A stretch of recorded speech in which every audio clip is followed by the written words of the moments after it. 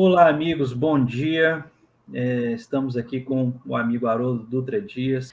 O Haroldo vai falar para a gente sobre a oração de Jesus, a oração do horto, a oração sacerdotal, que está registrada no capítulo 17 de João.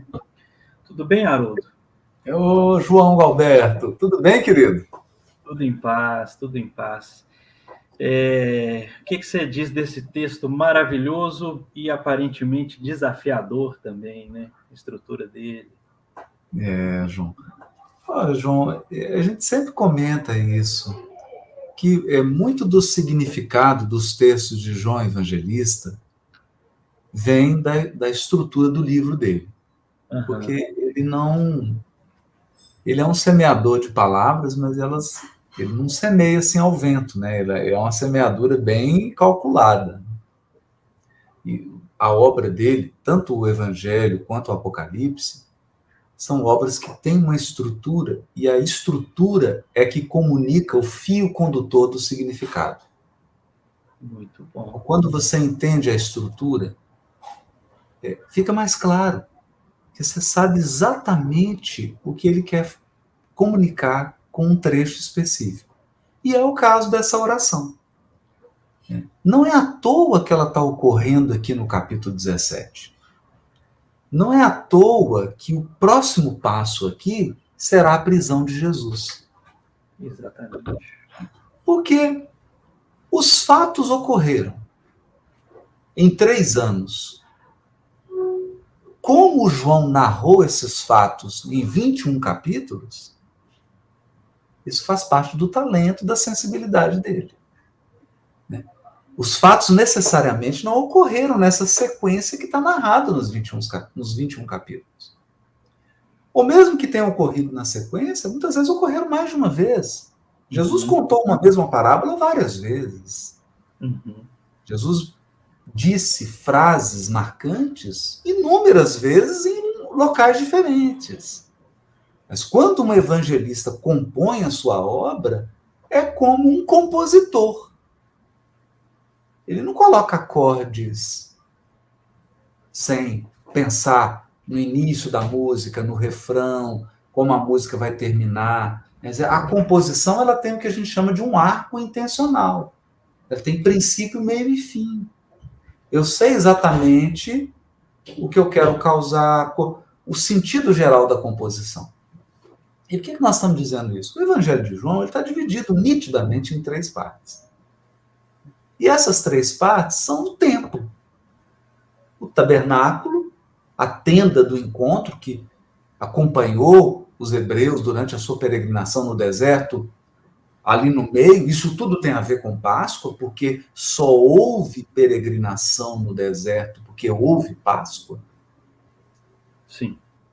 Porque houve libertação da escravidão no Egito, e porque um cordeiro imolado para cada família salvou a família de Israel do anjo da morte que visitou os lares, né? E pulava as casas que tinham a marca do cordeiro.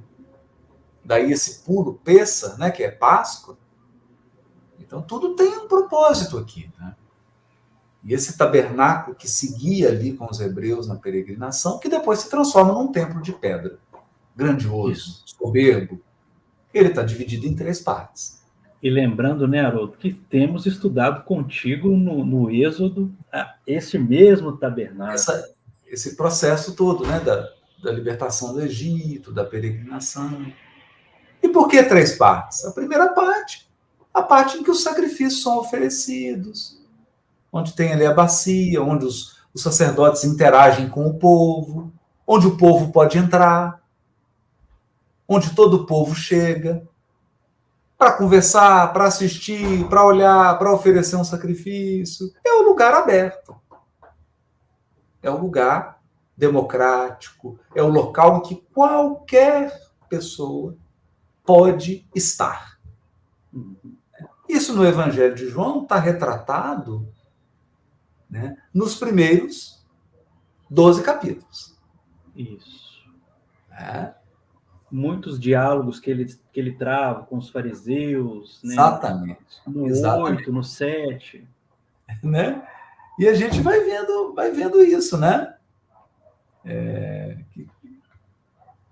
Quando a gente entra no capítulo 13, então, até o capítulo 12, Jesus está.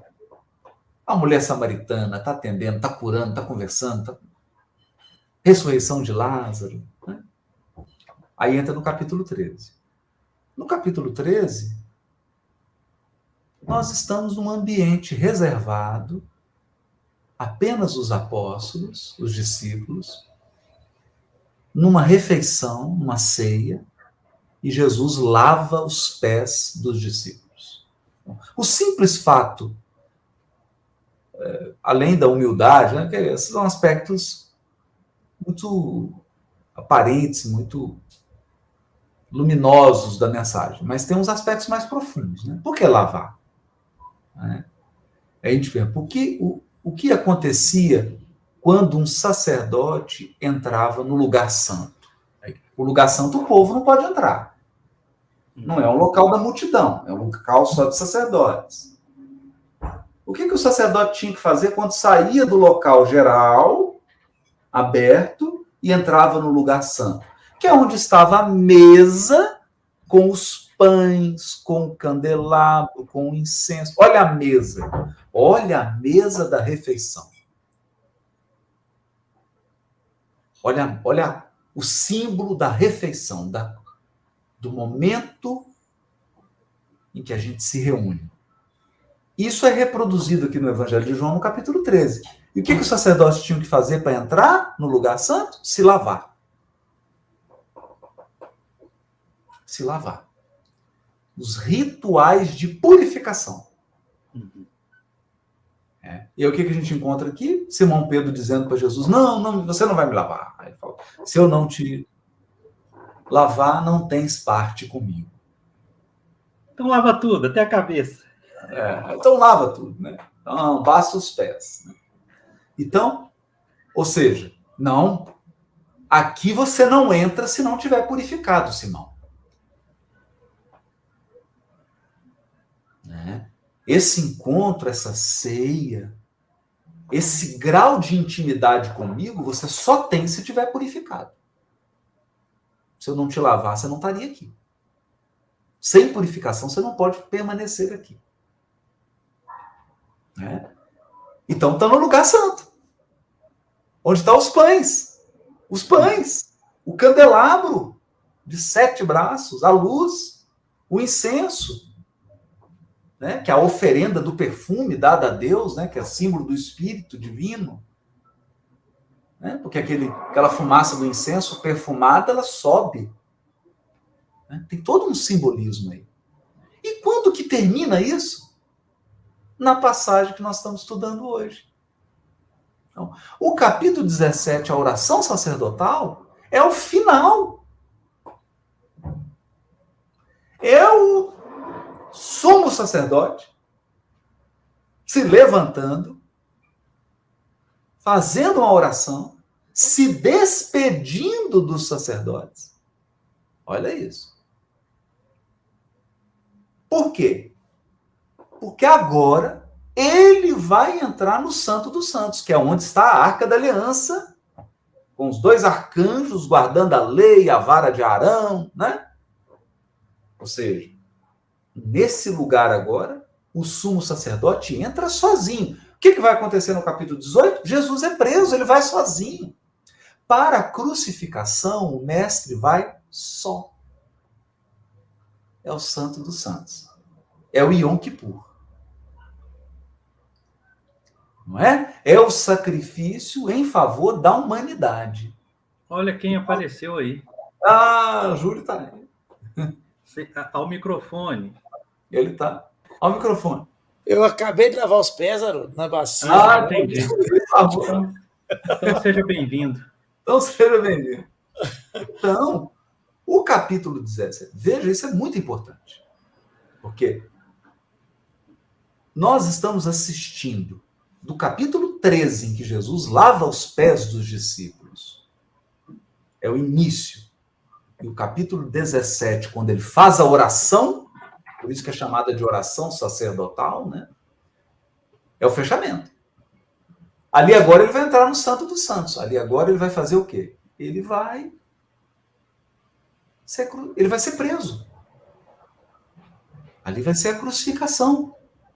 Né? E é claro, lembrando aqui esse caráter das metáforas bíblicas, né? Porque elas se sobrepõem, né? Jesus é ao mesmo tempo, ele é o templo, ele é o cordeiro e ele é o sacerdote. Ele é o sacerdote que oferece o sacrifício, ele é o sacrifício, o cordeiro, e ele é o templo onde o sacrifício é oferecido. Né? Então veja que a regra aqui não é a matemática, né?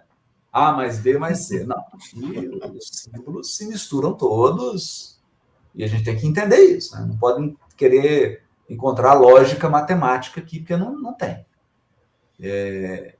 A oração sacerdotal, então, é esse ponto culminante. É esse ponto culminante. E ele diz isso. Ele diz, agora eu vou voltar para o Pai. Por que eu vou voltar para o Pai? Porque Santo dos Santos é transcendência. Santo dos Santos é comunhão com Deus. O lugar santo é fidelidade. Santo dos Santos é comunhão. Santo dos Santos é a união dos espíritos puros com a divindade. Ou como diz Kardec, lá no Livro dos Espíritos, na Escala Espírita, é quando o espírito vive ou toma posse da vida eterna ou realiza a vida eterna no seio do Pai. Olha isso. Realiza a vida eterna no seio do Pai. E está aqui o versículo 3. E a vida eterna é esta: conheçam a ti, o único Deus verdadeiro, e ao Cristo Jesus que enviaste. Então, temática central, fio condutor da oração: comunhão. É o zênite da evolução. Nós vamos atingir um grau de pureza em que haverá uma espécie de, eu não sei nem que palavra utilizar, uma espécie de fusão sem perda de identidade. Olha que lindo. Né? Emmanuel fala, uma fusão sem perda da individualidade. Né? Então, é uma comunhão indescritível. Porque você conserva a sua individualidade, mas você participa da individualidade de Deus. E percebe que ele sempre participou da sua.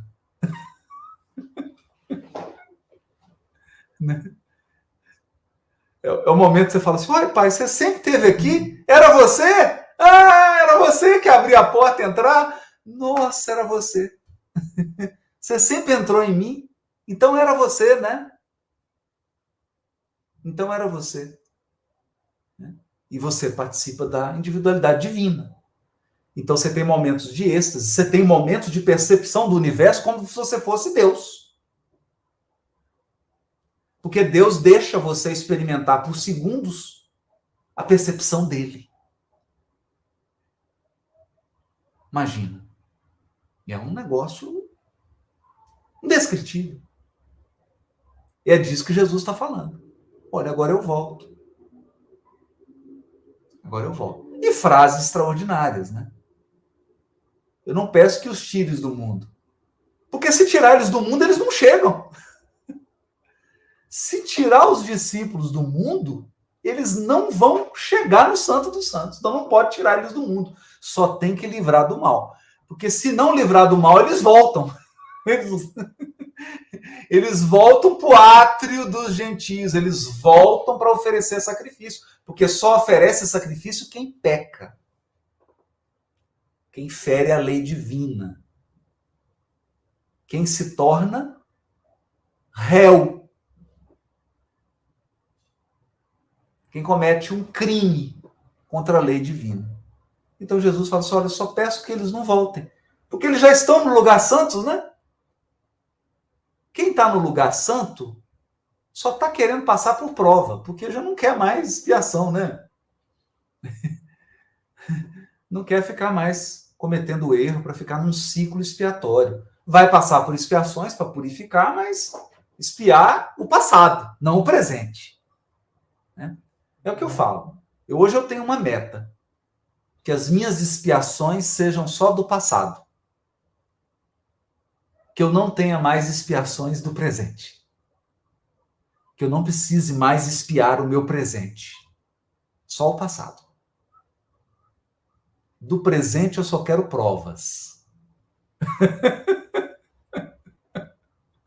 Só provas. Muito bom, Haroldo. Então é isso, né? Assim, então um voo panorâmico, né? É isso. A gente conversou um pouquinho antes para deixar, a gente vai deixar você mais no aspecto mais explanativo mesmo do tema, Haroldo.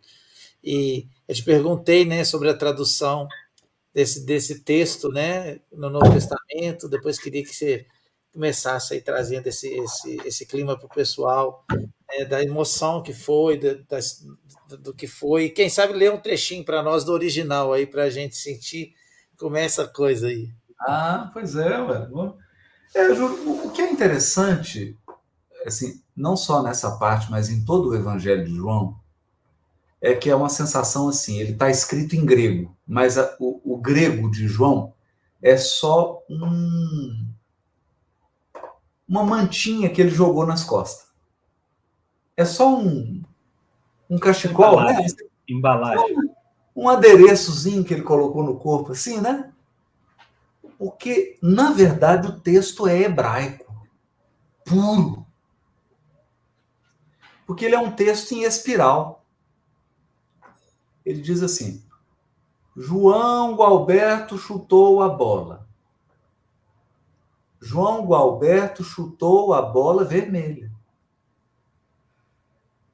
João Gualberto, alegre, chutou a bola vermelha no gol. João Gualberto, que estava triste, ficou alegre, chutou a bola vermelha, que foi para o gol, mas não entrou, bateu na trave. Ou seja, é uma falsa repetição. Porque, na verdade, cada vez que eu repito, eu agrego algo vital. Assim, eu trago uma pequena informação nova que muda a inflexão. Né? A gente brinca muito aqui na música, que é assim, né? Faz uma tríade, dó, mi, sol, dó maior. Né? Aí eu falo, dó, mi, sol, aí eu coloco uma sétima, um si, né? Poxa, mudou. Porque uma coisa é um dó maior, outra coisa é um dó com sétima maior. O som é eu acrescentei uma nota. E isso para nós leitores ocidentais, cartesianos, é um pouco desafiador, né? Mas é interessante, João, porque assim, veja, eu vou lá no violão e faço um dó maior. Quando eu faço um dó com sétima, eu acrescentei uma notinha, a sétima, dá aquele som de bossa nova. Aí eu falo assim, eu vou colocar mais uma notinha. Veja, eu não estou tirando nota. Eu estou repetindo, porque o dó, mi, sol lá, do dózão maior, ele está lá. Aí agora eu acrescento uma nona. Já vira um jazz, né? Então, antes era um dó simples, virou uma bossa nova, agora virou um jazz. Aí eu começo a acrescentar nota, o negócio vai ganhando, muda, é uma nota. Fala, mas ele está repetindo. Eu falo assim, não, sei que não está ouvindo. Porque você está prestando atenção na base do acorde, mas você não está ouvindo as notas que estão sendo acrescentadas. Porque elas mudam, são notas de tensão, né? São notas de... Então tem isso. E vai. Eu estou no mundo, eu estou indo para ti, mas eu sou um contigo. Eu estou indo para ti, eu sou um contigo, mas eles serão um comigo. Olha, está mudando muito, né? Está mudando. Uma coisa é ele falar que é um com o pai, outra coisa é ele falar que nós seremos um com ele e com o pai. Eu já coloquei uma nona no acorde. Né? Então, é essa sensibilidade que nós que somos muito rasos e muito diretos, e temos uma mentalidade e um raciocínio que é pobre, né? É pobre de poesia, é pobre de metáfora, é pobre de clima, né? E esse texto, ele soa, veja, ele soa às vezes pueril, né? Ele soa pueril. E a gente não percebe essa grandeza do texto, né? Então, esse é o João. Você quer ver uma notinha aqui que faz uma diferença danada, Haroldo? O versículo 20, olha só. Não rogo somente por eles, mas também pelos que creem em mim através da palavra deles. Somos nós. Olha só.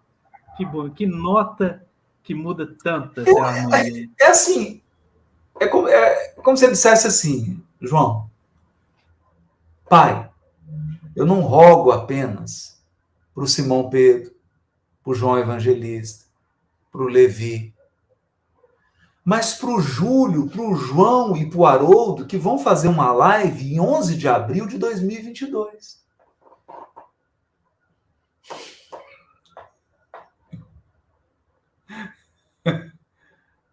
Bonito demais, né?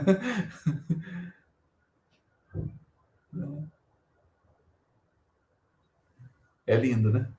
É lindo. Eu acho extremamente consolador esse texto, sabe? Maravilha. E, de fato, esse caráter de mediação do Cristo, ele reforça isso o tempo inteiro, né? Ele no meio, entre o Pai e os discípulos, entre o Pai e os que creem, está no meio, é o sacerdote. É isso aí. Isso aí. O grande, o porta-voz. Né? Então, e esse é um outro ponto também, né? Porque aqui a gente não sabe se é o Cristo falando ao Pai ou se é o Pai falando aos discípulos pelo Cristo. Né? Então eu fico em dúvida quem está orando. Puxa, aí tomou outra dimensão agora. Né? Quem está orando, né? Porque tem um autor, o Joshua Heschel, ele escreveu o grande livro, a irmã Ilha está até fazendo o curso, né? Deus em busca do homem. Ele fala, a ideia central do livro, ele diz assim, nós temos uma ideia de que a humanidade inteira nós estamos buscando Deus. Gente, quem está buscando a gente é Deus. É Deus que está buscando a gente. Né? Por uma razão muito simples. Deus sabe onde a gente está, a gente não sabe onde ele está. Nós estamos procurando algo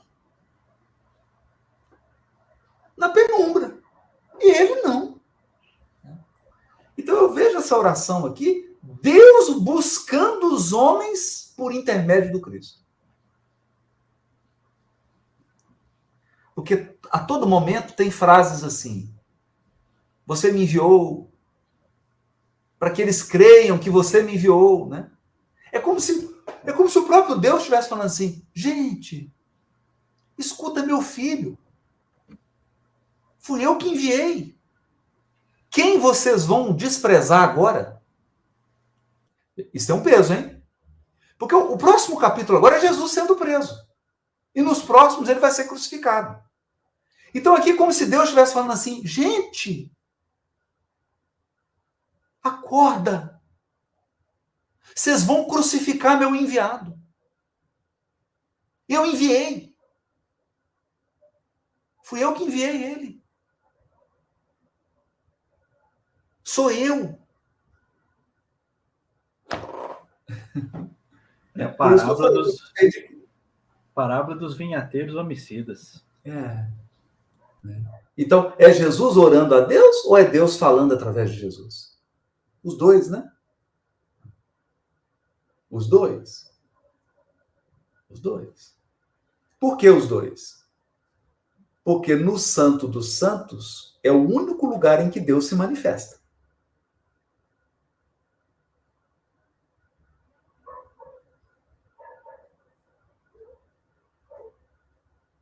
né? Então, é muito profundo, são muitas camadas, né? São muitos detalhes que a gente vai... Haroldo, antes da gente começar a gravar para valer, você citou da preparação do sumo sacerdote no Yom Kippur, né? Antes de adentrar o Santo dos Santos. E como que este texto se assemelha a este momento ritualístico, né? Então, para o sacerdote oferecer um sacrifício que purificasse o povo, antes ele tinha que oferecer um sacrifício pela própria purificação, né? Então, a ideia é que ele atingia um grau extremo de pureza para que ele pudesse ser intermediário da pureza que vinha de Deus e que purificaria o povo. A crucificação é isso. Na crucificação, Jesus está atingindo um patamar de amor, de doação, que é um patamar divino. Por que é um patamar divino? Porque ele não deve, ele não precisa, ele não é obrigado. Então, o autossacrifício dele é, assim, o supremo ato de doação que uma criatura de Deus pode fazer no universo.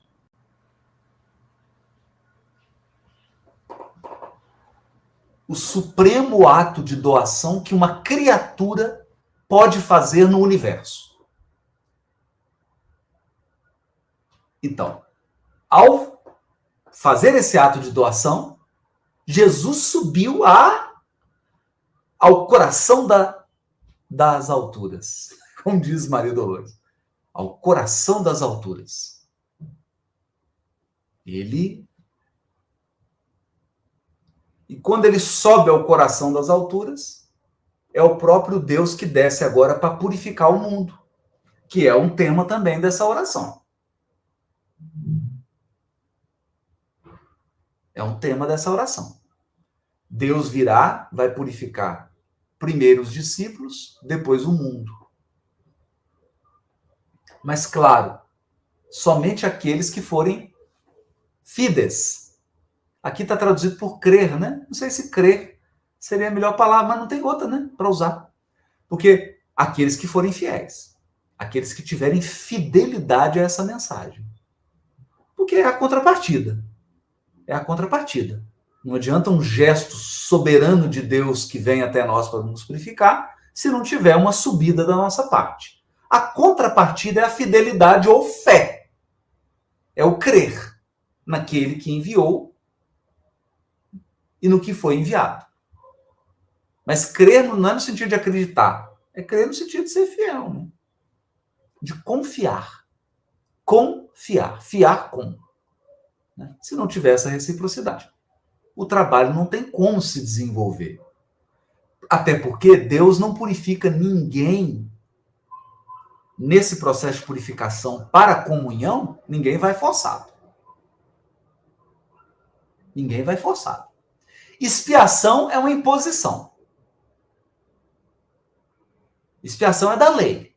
Quer você queira, quer você não queira, você esteja gostando, tá de cara fechada. Agora, purificação para a ascensão, aí você tem que querer. Aí você tem que querer. Né? Porque eu posso interromper a marcha. Eu posso falar assim, não, eu quero parar. Eu quero estacionar. Eu posso.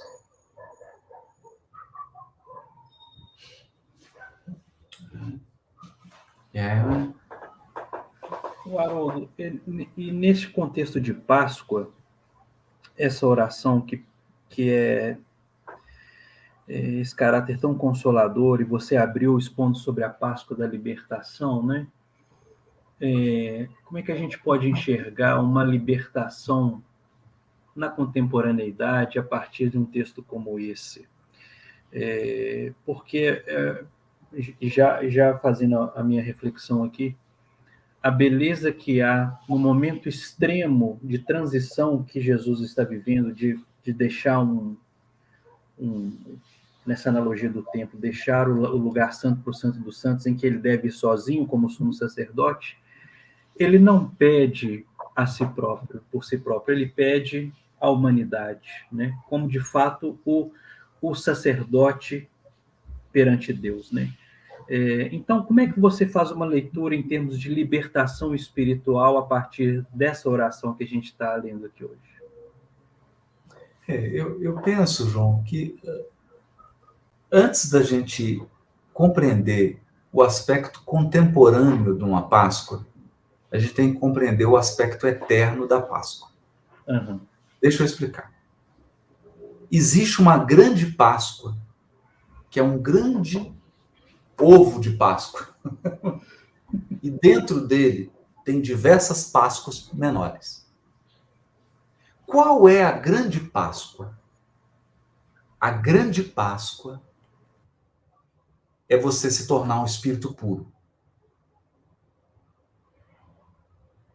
Porque o dia que esse êxodo ocorrer,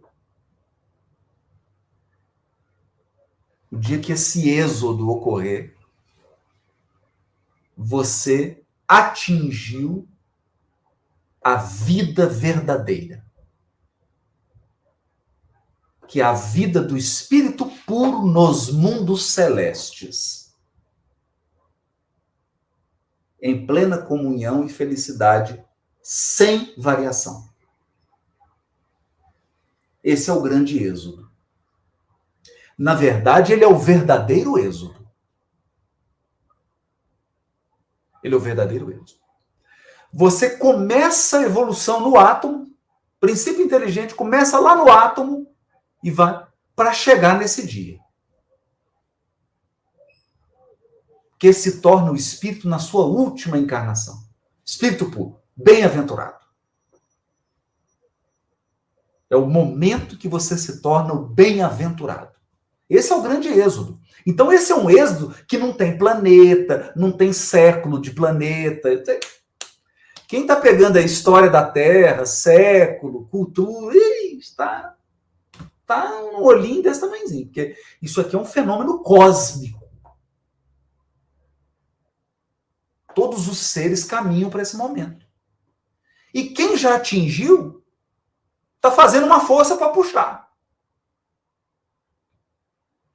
Quem já atingiu a pureza e é bem-aventurado, qual se torna o trabalho de um bem-aventurado, de um espírito puro? Puxar os outros que não são ainda.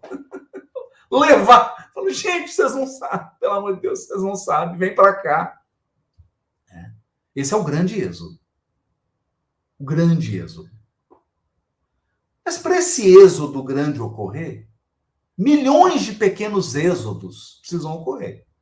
Então, por exemplo, cada desencarnação é um êxodo. Pequenininho. Cada vitória, quando você espia, quando você dá uma saneada no seu passado, é um pequeno êxodo. Então, milhões de pequenos êxodos para que ocorra o grande êxodo. Então, aqui, no capítulo 17, não me parece que Jesus está falando de pequenos êxodos. Aqui, me parece que ele está falando do grande êxodo do espírito imortal. E qual que é a vontade dele? Eu sendo atrevido aqui, sondando assim os sentimentos de Jesus. Mas é um atrevimento fundamentado. Porque ele fala. Ele fala, ó Jerusalém, quanto eu quis reunir os seus filhos, como uma galinha faz com seus pintinhos. Então o que Jesus está dizendo? Se eu pudesse, eu levava todos vocês. A vontade que eu tenho é colocar todos vocês na mala e levar para o mundo celeste. Mas eu não posso. Mas eu vou preparar lugar para você, hein? Júlio, vou preparar lugar para você. João, eu vou preparar lugar para você. Haroldo, eu vou preparar para você. Eu vou preparar lugar para vocês. Porque preparar o seu lugar não é um lugar geral. Não é uma cadeira. Não, é a sua cadeira. É o seu lugar. O seu lugar. É individual. Então aqui está falando o Cristo. Chegou a hora de eu voltar. Porque veja, ele veio de lá. Isso a gente não entende isso. O Cristo veio dos espaços celestiais. Da convivência com os celestiais. Com as instâncias últimas da criação. Da absoluta falta de limitação da matéria. Da abundância indescritível do Espírito. E ele está voltando. Ele está voltando. Só que ele está voltando e sabe que nós estamos ficando. E agora nós vamos ficar com força, né? Porque ele tem a crucificação, ele sabe que nós tomamos uma decisão de ficar. Nós tomamos uma decisão de enraizar.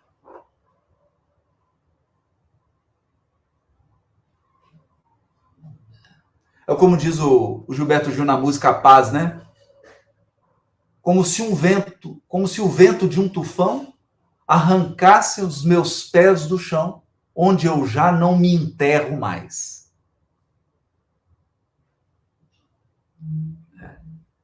Então aqui, infelizmente, nós estávamos nos enterrando no chão.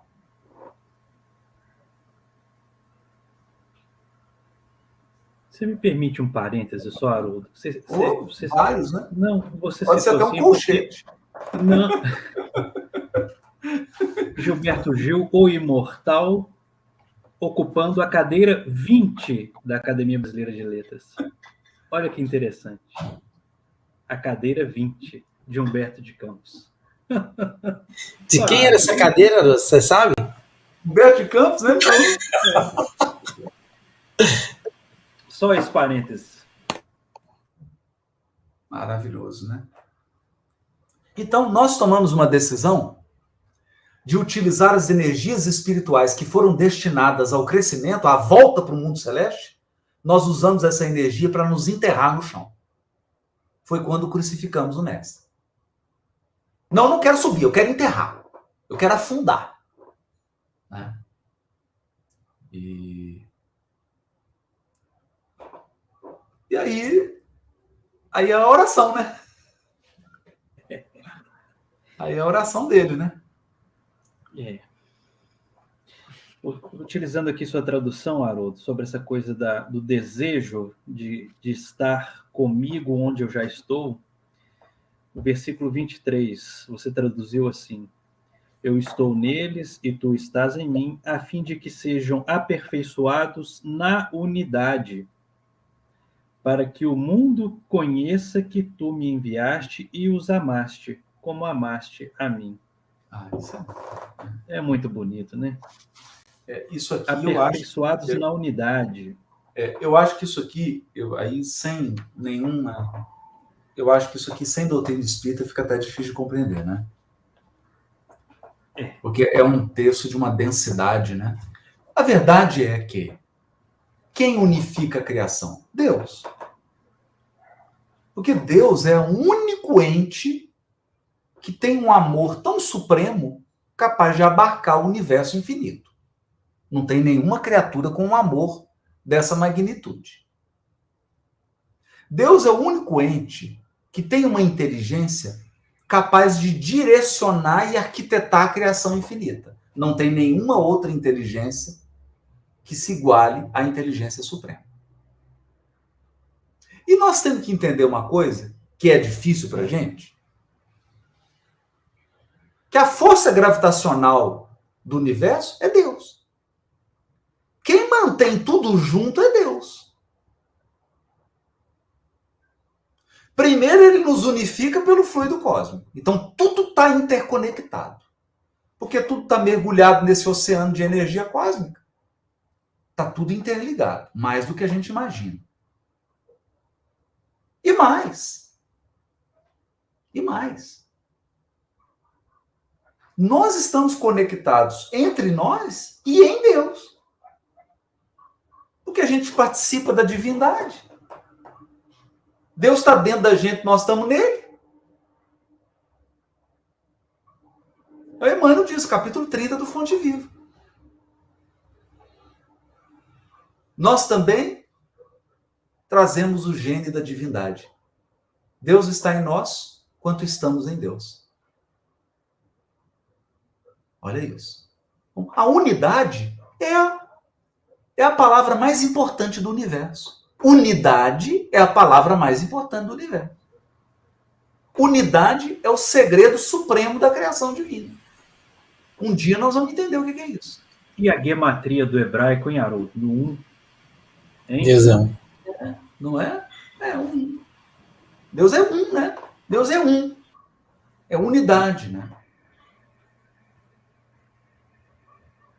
É. E aí nós vamos entendendo que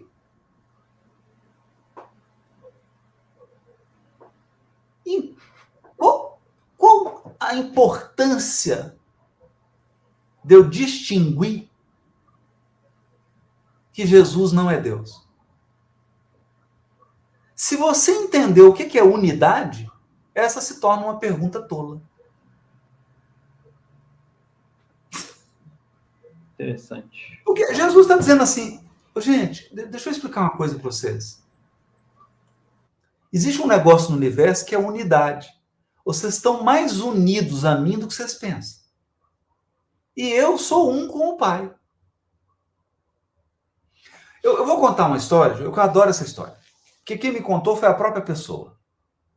Um senhor do interior de São Paulo, ele ficou muito curioso com uma questão do Livro dos Espíritos. E ele, assim, de 2 em 2 meses, ele uberava, participava da reunião com o Chico, ajudava lá na tarefa, ele tinha uma intimidade com o Chico, né? Ele sempre conversava com o Chico. Olha, anos e anos convivendo com o Chico. Só que, aí é comentário do Haroldo, né?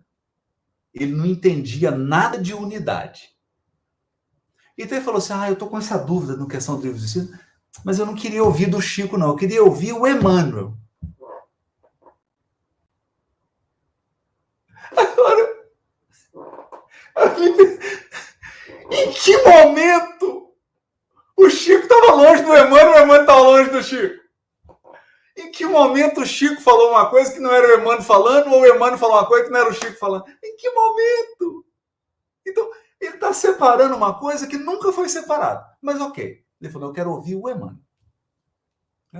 Aí ele chegou, participou da atividade. A hora que chegou de noite, estava aquele momento lá do intervalo, ele falou, ô Chico, eu estou com uma questão do Livro dos Espíritos aqui, eu estou precisando tirar uma dúvida, mas você não fica chateado, não? É que eu não queria ouvir você.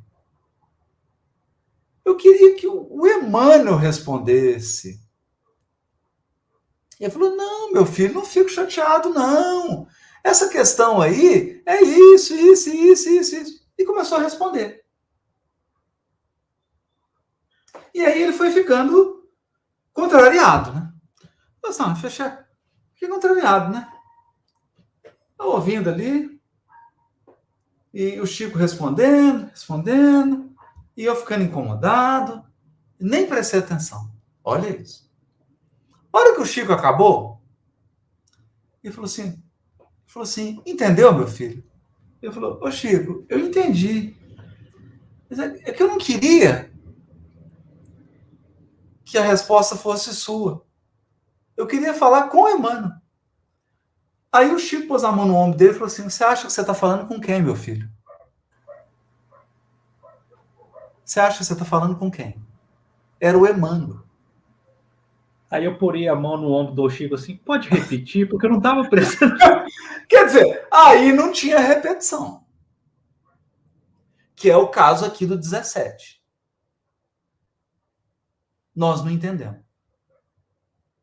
Crucificamos, aí não tem repetição. Nossa, era Deus. Nossa, era Deus, estava falando através de Jesus. Oh, meu Deus, nós crucificamos ele.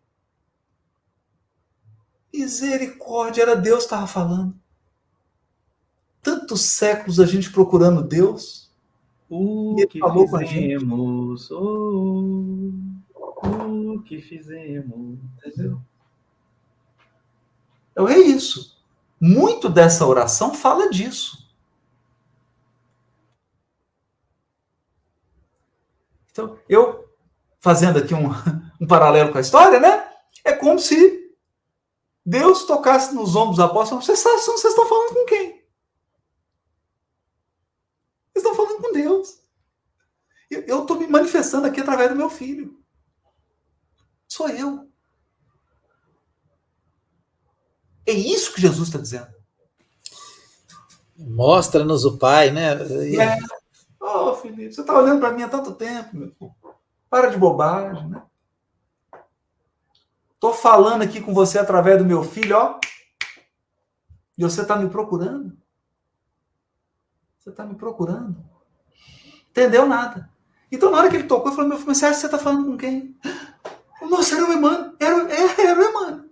Era o Emmanuel respondendo a pergunta. E ele não se deu conta, né? Então, isso é o quê? É uma questão da unidade, né? É essa questão da unidade, que a gente não entendeu isso ainda. Tá? Mas, falando da oração sacerdotal, é impossível a gente não lembrar de Hebreus, né? A carta aos Hebreus, que os irmãos de outras denominações não reconhecem como Paulo, aí é outra celeuma e tudo mais. Mas um versículo aqui do capítulo 4 de Hebreus, que tangencial que você já falou aí, pois não temos um sumo sacerdote incapaz de se compadecer das nossas fraquezas. Foi provado em todas as coisas a nossa semelhança, excetuando o pecado. Olha que bonito isso, é aquilo.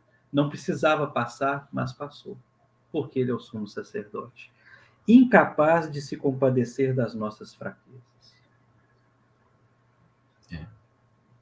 Ele não é um sumo sacerdote comum, né? Incapaz de se compadecer, né? Isso. E esse é um ponto que eu acho muito importante. Né? Às vezes a gente não percebe isso. O Cristo, ele quis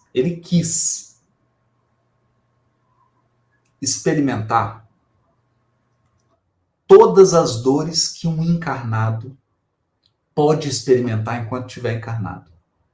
Inclusive a tortura em uma prisão.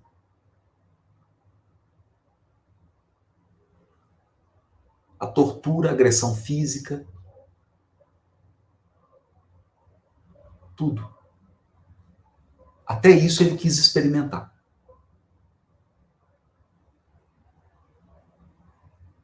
É forte.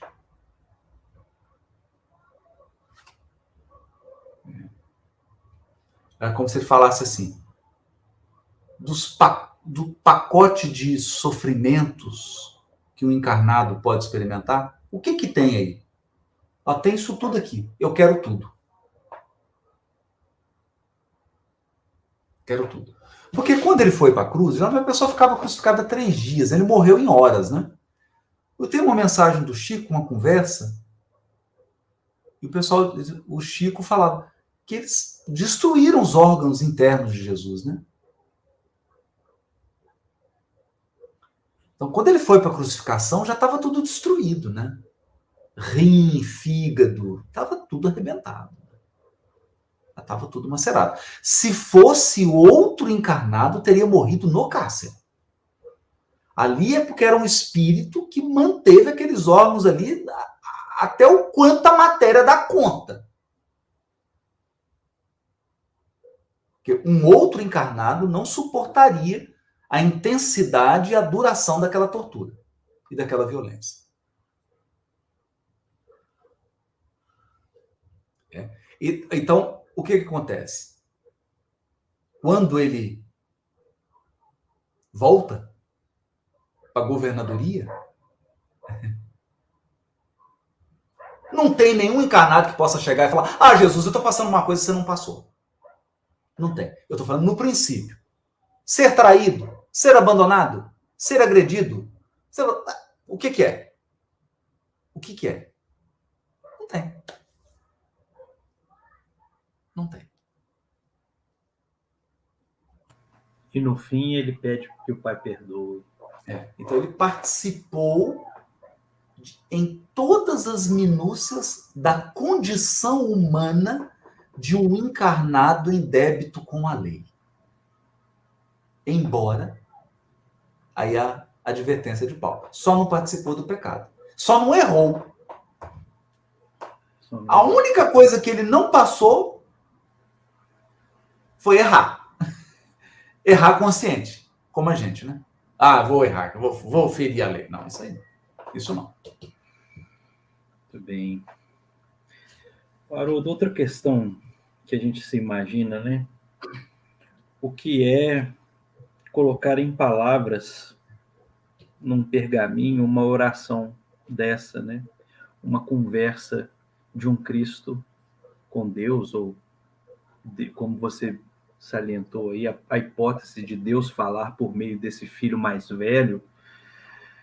Como é que você imagina isso, hein? A circunstância de João escrevendo isso, já na idade avançadíssima, né? Conforme os relatos. É uma ousadia para dizer o mínimo, né? Eu não sei, viu? Porque quando Jesus falou, quando Jesus fez essa oração, os discípulos achavam que era Jesus, mas era Deus, né? Que estava falando. Quando João escreveu isso aqui, a gente achou que era João, né? Mas era Jesus.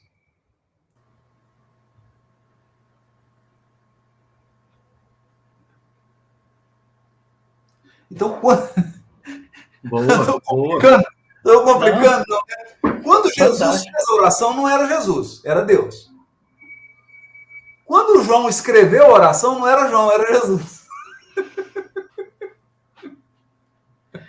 Então é o seguinte, Jesus não fez a oração, ele escreveu. Isso aí.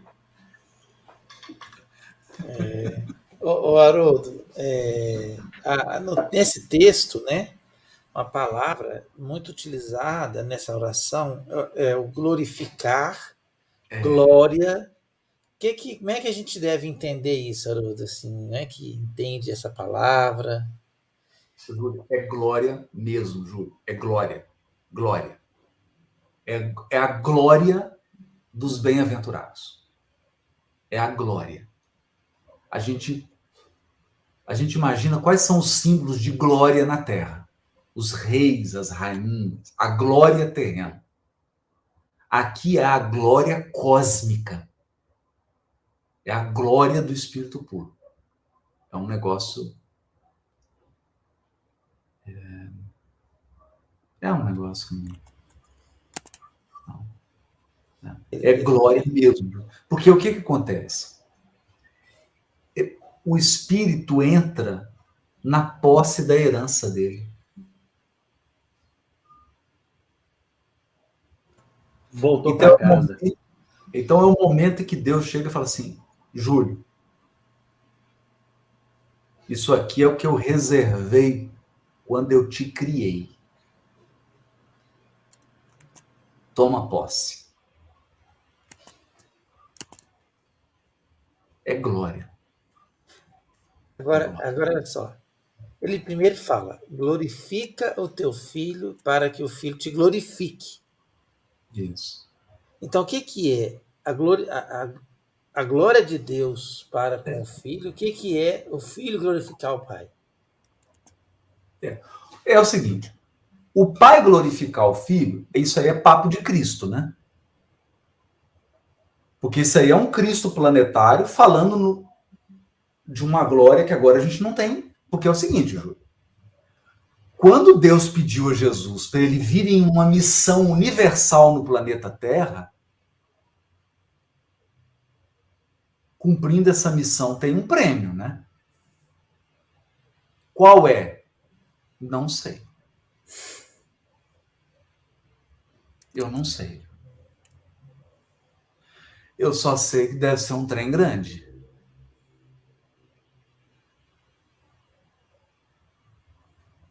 Porque ele já é o governador, ele já era o governador do planeta.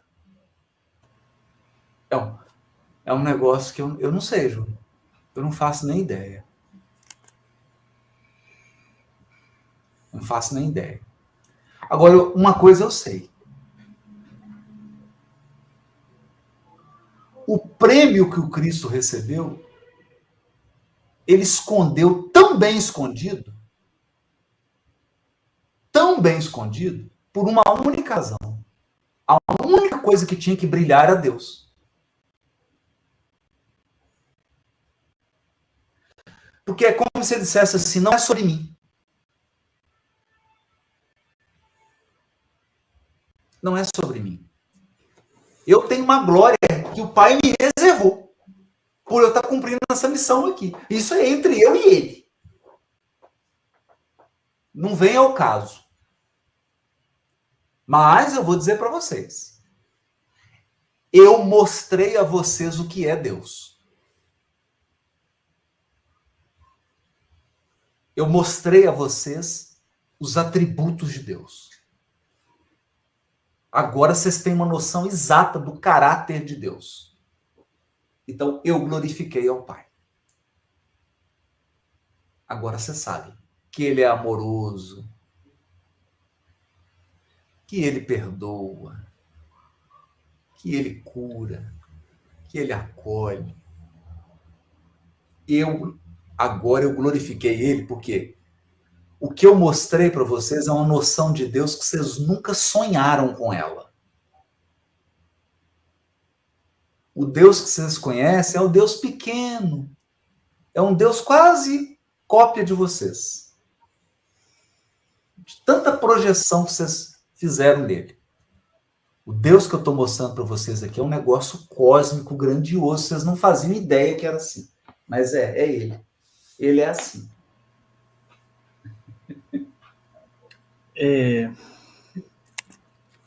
Quando a gente relê esse texto, Haroldo, logo atrás, logo antes, né, vem aquela promessa do outro Paracletos, né, do outro Consolador, né, Consolador é uma palavra que não abarca todo sentido, mas o quanto que, e você, juiz, o quanto que isso tem uma cara de sustentação oral, né, de um defensor, né, de quem roga, né. Então, queria que te pedir, assim, para as pessoas que estão assistindo aqui nesta Sexta-feira Santa, Sexta-feira da Paixão, e que nós não lemos aqui, nem fizemos a exposição do texto integral, qual que é o sentimento que a gente deve pôr no olhar ao ler essa oração sacerdotal, na sua opinião?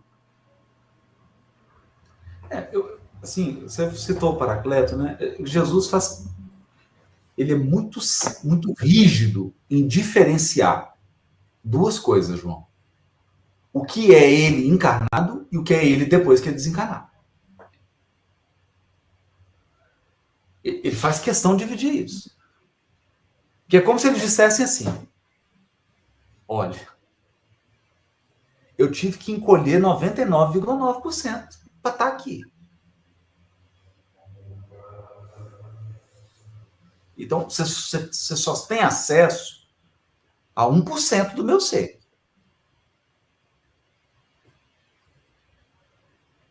A única vez que ele chegou assim, uns 10, 15% da bateria, ele transfigurou.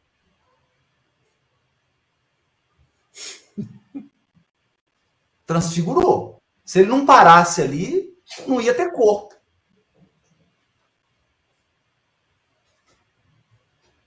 Porque você imagina o que é um Cristo vibrando à máxima potência.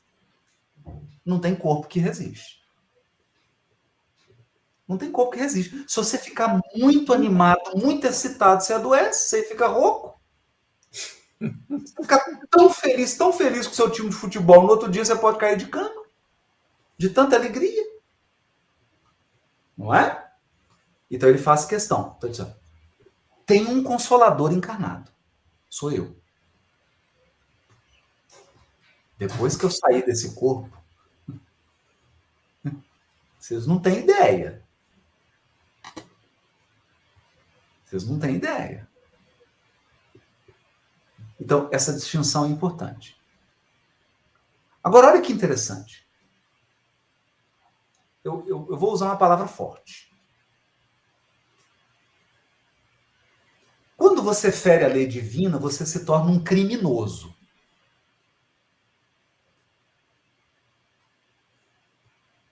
Um criminoso. Um criminoso está sujeito à lei penal. O homem de bem está sujeito à lei de trânsito, à lei civil, à lei tributária, mas ele não está sujeito à lei penal.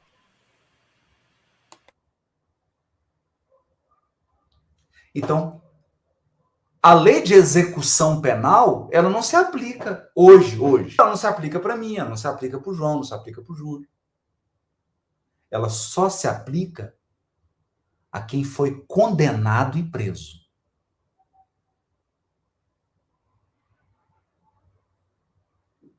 Então, como é que os hebreus diziam isso?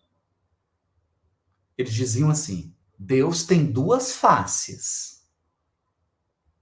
Uma face é a justiça, a outra é a misericórdia, o amor.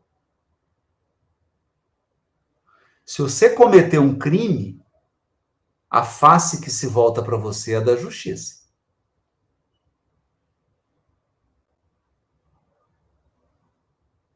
Depois que você espiar, a outra face se volta. Muito legal. Então, quando você é criminoso e está cumprindo pena, ou seja, você está espiando, existem benefícios no cumprimento da pena. Quem intercede a seu favor é o Paracleto.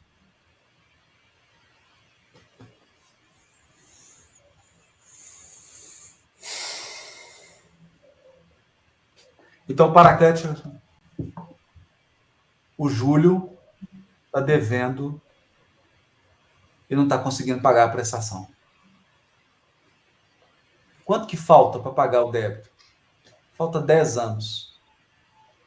Amplia para 30. E diminui a prestação para 1/3. Quem faz esse pedido é o Paracleto. É o Consolador. Ele faz esse pedido. É sério. É sério. É sério. Mas tudo bem, responda-me. Você respondeu a primeira parte. O sentimento, então. Você falou que tem duas coisas que a gente queria ainda ouvir. Você falou, primeiro entender o grande ovo, né? Dentro lá da. Grande êxodo. E agora, depois a gente falou da contemporaneidade, como é que a gente entende essa Páscoa com essa oração? Essa é a primeira pergunta, né? A segunda. Da contemporaneidade. Aí eu não falei da contemporaneidade, né? Porque eu acho que hoje, auge da transição planetária, nós voltamos para o Egito. Hoje nós somos escravos no Egito. Por quê? Egito em hebraico é Mitzrayim. Mitzrayim é tudo aquilo que é estreito. Então, hoje nós vivemos tempos da estreiteza. Estreiteza de raciocínio, estreiteza de inteligência, estreiteza de educação, estreiteza de amor, estreiteza de bondade, de desprendimento, Então houve um recrudescimento do egoísmo e do orgulho, e egoísmo e orgulho é estreiteza. Por que é estreiteza? Porque o universo é infinito. Você tem incontáveis criaturas de Deus, você está em unidade e você resolve se fechar só em você.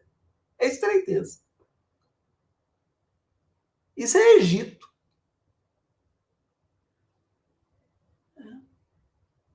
Então, eu vejo a transição planetária como o povo hebreu escravo no Egito. Nós somos escravos. Hoje nós estamos escravos no Egito. Então, um domínio absoluto da matéria sobre o espírito, não é?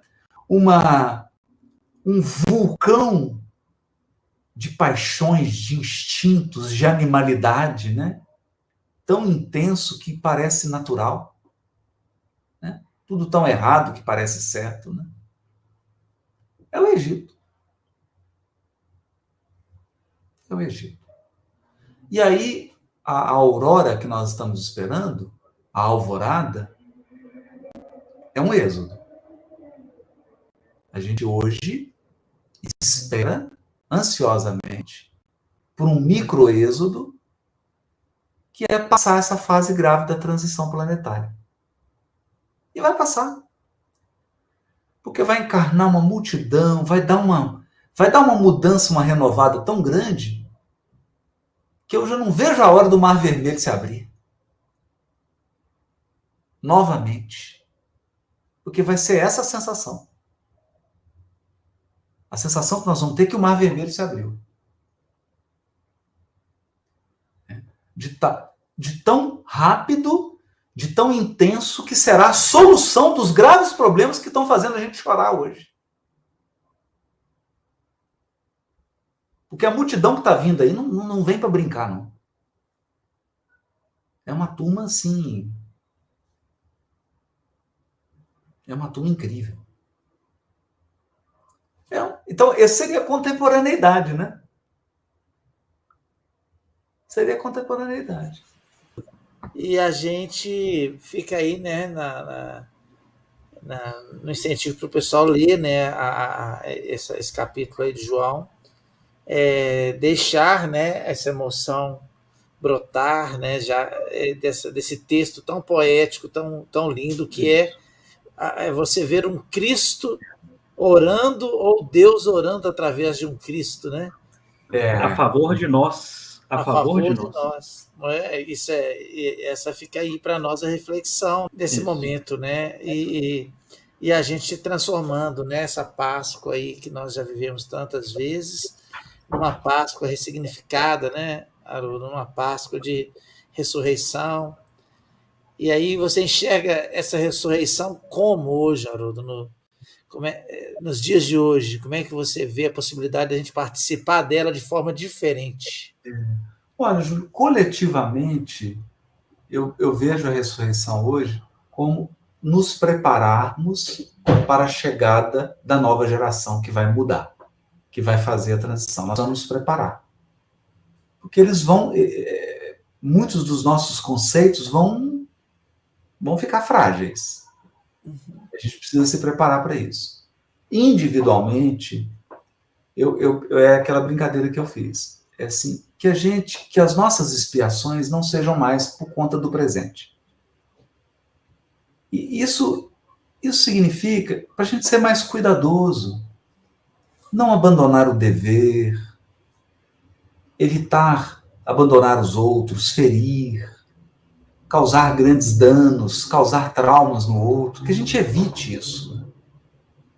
Nós somos seres humanos, vamos errar, vamos cometer um erro ali, vamos pedir perdão, pedir desculpa, mas sem grandes traumas, sem comprometer essa inflexão, né? Que nós estamos fazendo assim, a gente está dando uma subida. Que a gente não comprometa essa subida com débitos desnecessários, com condutas desnecessárias que podem fazer esse processo regredir, né? Esse processo da subida. Essa é a ressurreição.